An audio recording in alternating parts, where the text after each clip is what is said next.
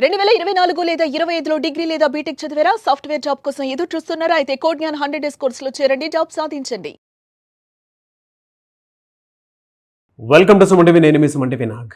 According to legal knowledge కనుక మనం చూసుకుంటే, భార్య మానసిక పరిస్థితి బాగాలేనప్పుడు భర్త విడాకులు తీసుకోవడానికి అవకాశం ఉంటుందా? అది ఎంతవరకు కరెక్ట్ అనేది ఈరోజు మనతో పాటు హైకోర్టు అడ్వకేట్ అలగారి రవీంద్రనాథ్ గారు ఉన్నారు. అది వారి మాట్లాడి తెలుసుకుందాం. నమస్కారం సార్. నమస్తే అండి నాగరాజ్ గారు. సార్, భార్య మానసిక పరిస్థితి బాగాలేనప్పుడు భర్త విడాకులు తీసుకోవడానికి అవకాశం ఉందా? భార్య యొక్క మానసిక పరిస్థితి బాగాలేకపోతే విడాకులు తీసుకోవచ్చా? డెఫినెట్గా తీసుకోవచ్చు అండి, ఇబ్బంది ఏం లేదు. ఎట్టి పరిస్థితులైనా భార్య యొక్క మానసిక స్థితి బాగాలేకపోతే తీసుకోవచ్చు. అయితే మానసిక స్థితి ఎటువంటి మానసిక స్థితి అంటే, ఏదో అప్పుడప్పుడు కాస్త డిప్రెషన్లోకి వెళ్ళడం, ఏదో ఇంట్లో కాస్త చేతిలో ఉన్నటువంటి వస్తువులు గిరాడేసి కొట్టడం, అప్పుడప్పుడు వాళ్ళకు డేట్స్ ఏ ఉంటుండే, మంత్లీ వాళ్ళకి పీరియడ్స్ ఉంటాయి, ఆ టైంలో కాస్త డిస్టర్బెన్స్గా ఫీల్ అవడం, ఇట్లాంటి చిన్న చిన్న కారణాలు చూపిస్తూ నాకు డివోర్స్ కావాలని చెప్పి కోర్టుకి ఎక్కితే మాత్రం కోర్టు ఎట్టి పరిస్థితుల్లో కూడా డివోర్స్ ఇచ్చే అవకాశం ఉండదు. చిన్న చిన్న కారణాలు కాదు, ఆమెకి నిజంగానే తన సాధారణ జీవితాన్ని గడుపుకోలేకపోతుంది, ఆమె యొక్క వ్యక్తిగత జీవితం కూడా చాలా డిస్టర్బెన్స్గా ఉంది, ఒకవేళ పిల్లలు ఉన్న పక్షంలో పిల్లల్ని కూడా సరిగ్గా చూసుకోవట్లేదు, పిల్లలేడు కూడా చాలా విచక్షణారహితంగా ప్రవర్తిస్తోంది అని ఇట్లాంటి సందర్భాలు కానీ, అంటే మానసిక స్థితి బాగాలేదు, అయితే దీనికి ప్రాపర్గా ఎవిడెన్స్ అనేది సబ్మిట్ చేయాల్సిన అవసరం కూడా ఉంటుంది. ఎటువంటి ఎవిడెన్స్ సబ్మిట్ చేయాలి అంటే, ఫస్ట్ ఆవిడ యొక్క మానసిక ప్రవర్తన, అంటే అప్పుడప్పుడు చాలా ప్యానిక్ సిచ్యువేషన్లో ప్రవర్తించడం, కొట్టివేయడం. కొన్ని సందర్భాలు ఏం చేస్తారంటే, మానసిక స్థితి బాగాలేని వాళ్ళు ఇల్లు విడిచిపెట్టేసి చెప్పపెట్టకుండా రాత్రి తలుపులు తీసుకుని బయటకు నడుచుకుంటూ వెళ్ళిపోతూ ఉంటారు.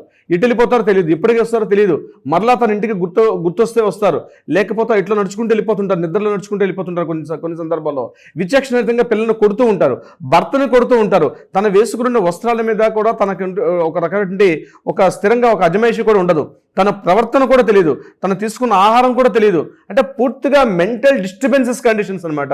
అంటే రకరకాల కారణాలు అయి ఉండొచ్చు. ఒకటి, ఏదైనా జరగకూడని దారుణాలు చూసే సందర్భంలో కానీ, లేకపోతే తల మీద గట్టిగా ప్రమాదం జరిగిన సందర్భాలు కానీ, ఇట్లాంటి పరిస్థితుల్లో ఆవిడ యొక్క మానసిక స్థితి బాగాలేదు, అది కూడా తీవ్ర స్థాయిలో ఉంది, ఆవిడ సాధారణ జీవితాన్ని గడపలేని పరిస్థితిలో ఉంది అన్నటువంటి సందర్భంలో మాత్రమే హిందూ మ్యారేజ్ యాక్ట్ ప్రకారం సెక్షన్ 125/13 ప్రకారం, 13/1, 13/2, 13/3 ఈ సెక్షన్స్ అన్నీ కూడా మానసిక స్థితి బాగాలేదు అన్నటువంటివి ప్రాపర్గా రిపోర్ట్ చూపించాల్సి వస్తుంది. అంటే సైకియాట్రిస్టులు, మెడికల్ రిపోర్ట్స్, గ్రౌండ్స్, అదేవిధంగా విజువల్స్, ఆమె ప్రవర్తిస్తున్నటువంటి బిహేవియరల్ థింకింగ్, ఇవన్నీ కూడా గ్రౌండ్ రిపోర్ట్స్ అన్నీ కూడా పర్ఫెక్ట్గా చూపించినప్పుడు మాత్రమే అటువంటి సందర్భాల్లో డివోర్స్ తీసుకోవడానికి కోర్టు అనుమతి ఇచ్చే అవకాశం ఉంటుంది. చాలా తక్కువగా ఇటువంటి రిపోర్ట్స్ చాలా అరుదుగా జరుగుతుంటాయి.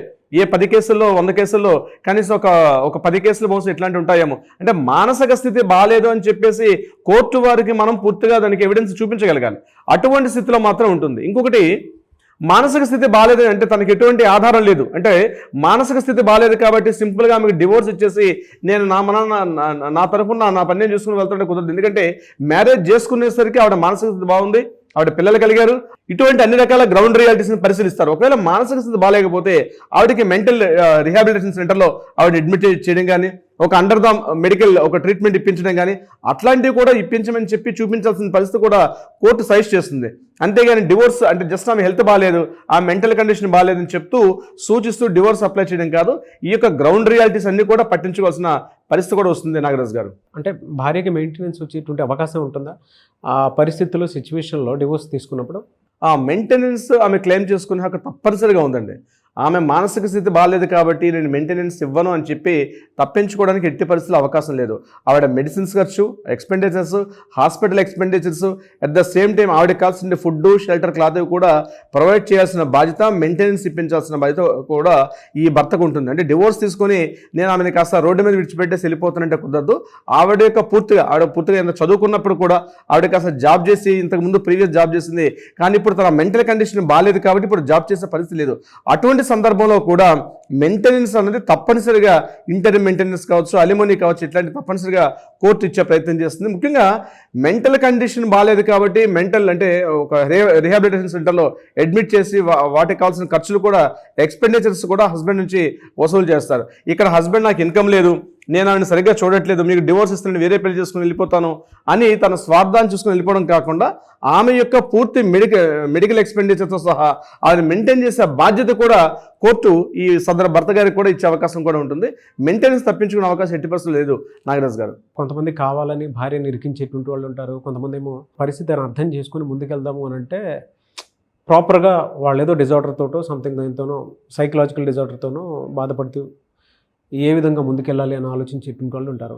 అటువంటి పరిస్థితులు ఎవరికైనా సరే కామన్ మ్యాన్కి ఎదురైనప్పుడు మిమ్మల్ని అప్రోచ్ అవ్వచ్చా? సో దీనికి సంబంధించి ఎవరైనా కోర్టుకు అప్రోచ్ అవ్వాలి, లీగల్గా అప్రోచ్ అవ్వాలంటే కింద స్క్రోల్ అవుతున్న నెంబర్ని కాంటాక్ట్ చేయగలిగితే తప్పనిసరిగా మన లీగల్ టీం వాళ్ళకి సపోర్ట్ చేస్తారు. మనం 100% అటువంటి కేసెస్ని డీల్ చేసే విషయంలో మనం చాలా కేసెస్ కూడా డీల్ చేసాం, చాలా వరకు సపోర్ట్ చేసాం మనం. అదొక్కటే కాకుండా వాళ్ళకి కౌన్సిలింగ్ ఇచ్చే ప్రక్రియలో కూడా మనకి ఫిమేల్ అడ్వకేట్స్ ఉంటారు, మనం ఉంటాం, అడ్వకేట్స్ ఒక కోర్ టీం ఉంటుంది.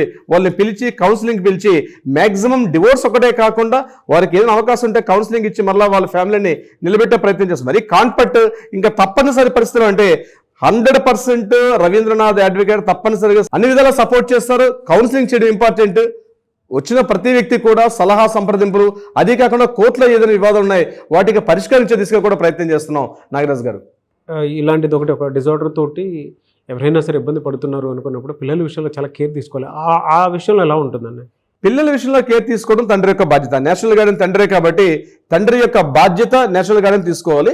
అయితే ఎలా తీసుకోవాలి, ముఖ్యంగా మదర్ చూస్తే అక్కడ మెంటల్ కండిషన్ బాగాలేదు, ఇటువంటి సందర్భంలో పిల్లల్ని ఎలా కేర్ తీసుకోవాలి, వాళ్ళకు కూడా కౌన్సిలింగ్ ఇవ్వడం, పిల్లల్ని వీలైతే గ్రాండ్ చిల్డ్రన్ అంటే గ్రాండ్ ఫాదర్స్ కానీ ఎవరు ఉంటే వాళ్ళ అండర్లో తీసుకోవడం కానీ, లేకపోతే ఫాదర్కి ఎట్లా ఇవ్వాలి, అతను కూడా జాబ్ చేస్తుంటే పిల్లల్ని ఏ రకంగా మానిటర్ చేయాలి, వాళ్ళ కౌన్సిలింగ్ ఇచ్చే ప్రక్రియ కానీ ముఖ్యంగా కంప్లీట్గా ఈ కింద కన్నా కాంటాక్ట్ చేస్తున్న నెంబర్ని కానీ కాల్ చేయగలిగితే డెఫినెట్గా మన లీగల్ టీం వాళ్ళకి సరైన విధంగా సలహా సంప్రదింపులు ఇచ్చే ప్రయత్నం చేస్తారు నాగరాజ్ గారు. Anyway sir, thank you so much Ravindranath గారు. Thank you so much Nagaraj గారు. సుమన్ టీవీలో మీ పర్సనల్ అండ్ బిజినెస్ ప్రమోషన్స్ కోసం కింది నెంబర్కి కాంటాక్ట్ చేయండి.